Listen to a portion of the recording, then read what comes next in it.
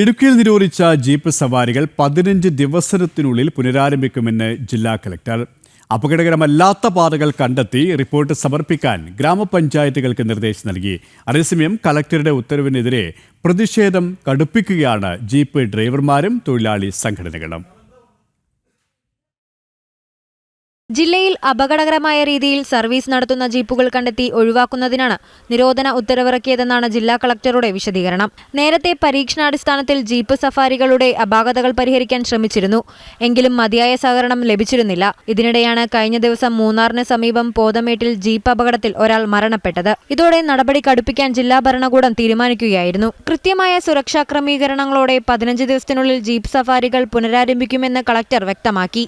നമ്മുടെ ജില്ലയിലെ കുറേ സ്ഥലങ്ങളിൽ ജീപ്പ് സഫാരി നടക്കുന്നുണ്ട്. പക്ഷേ അതിൽ കുറച്ച് പേര് വളരെ അപകട അവസ്ഥയിലാണ് അത് ഒടിച്ചു പോകുന്നത്. ത്രില്ല് ഓക്കെയാണ്, ത്രില്ലിന് വേണ്ടി ആൾക്കാർ വരുന്നുണ്ട്. പക്ഷേ അത് ജീവൻ്റെ ഒരു സേഫ്റ്റി അഡ്രസ്സ് ചെയ്യുന്ന രീതിയിലായിരിക്കണം അത് ചെയ്യേണ്ടത്. ആൻഡ് നമുക്ക് കഴിഞ്ഞ ആഴ്ച ഒരു ജീവന് നഷ്ടപ്പെട്ടു ഇങ്ങനെ ജീപ്പ് സഫാരി പോയതിനിടയ്ക്ക്.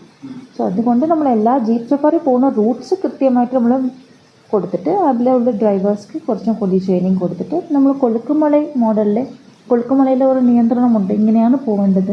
പിന്നെ അത് ഫോർമലി ഇൻസ്റ്റിറ്റ്യൂഷണലൈസ് ചെയ്തിട്ടുണ്ട്. കൊളുക്കുമല മാതൃകയിൽ ജീപ്പ് സഫാരികൾ പുനരാരംഭിക്കാനാണ് ജില്ലാ ഭരണകൂടം പദ്ധതിയിടുന്നത്. നിലവിലെ നിയന്ത്രണം കൊളുക്കുമലയിലെ ജീപ്പ് സഫാരിക്ക് ബാധകമല്ല. വ്യാഴാഴ്ചക്കുള്ളിൽ റിപ്പോർട്ട് സമർപ്പിക്കാനാണ് പഞ്ചായത്തുകൾക്ക് നിർദ്ദേശം നൽകിയിട്ടുള്ളത്. സബ് കളക്ടർമാരുടെ നേതൃത്വത്തിൽ വിശദമായ പരിശോധന നടത്തും. തുടർന്നാവും മറ്റു നടപടികൾ. അതേസമയം മുന്നറിയിപ്പില്ലാതെ കളക്ടർ ഉത്തരവിറക്കിയതിൽ ജില്ലയിൽ പ്രതിഷേധം കടുപ്പിക്കാൻ ഒരുങ്ങുകയാണ് തൊഴിലാളി യൂണിയനുകൾ. ജനം, ഇടുക്കി.